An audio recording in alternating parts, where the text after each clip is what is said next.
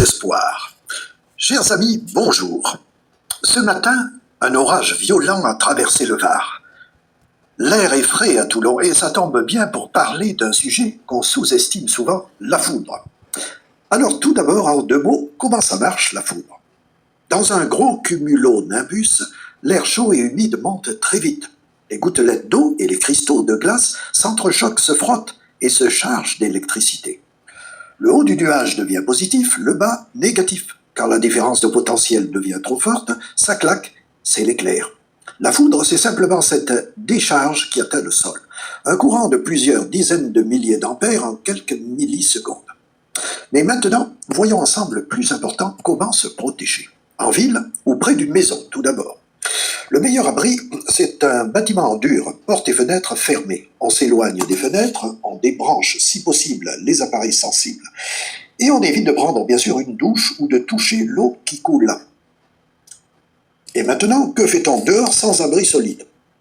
On ne reste jamais debout en terrain découvert. On s'accroupit, pieds joints, tête rentrée, idéalement sur un sac à dos ou un matériau isolant. On ne s'allonge pas, on ne s'appuie pas contre un mur ou une paroi. Dans un pré ou un champ, même chose. Position accroupie, pieds joints, et on s'éloigne de tout ce qui dépasse. Arbres isolés, poteaux, clôtures métalliques. En forêt, on ne se cache pas sous un arbre isolé, et on ne se place pas volontairement entre deux gros troncs proches l'un de l'autre. On s'écarte des troncs et des branches basses, on cherche plutôt une zone où les arbres sont de hauteur semblable et on s'accroupit.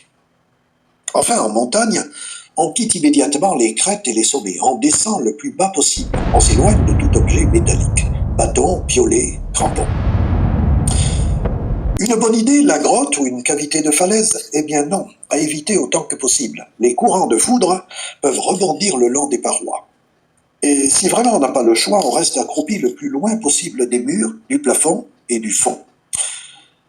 Et l'histoire de la voiture et du van ou de la caravane, oui, c'est un excellent abri. À condition d'avoir une carrosserie métallique fermée, pas un cabriolet, pas un véhicule en fibre de verre. Ce n'est pas tant les pneus qui protègent, c'est la carrosserie qui agit comme une cage de Faraday.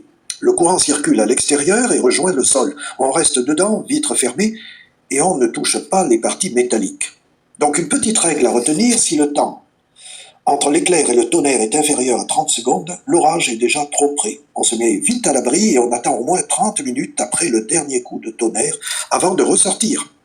Voilà, la foudre reste rare, mais elle ne pardonne pas. Mieux vaut connaître les bons gestes que de les découvrir trop tard.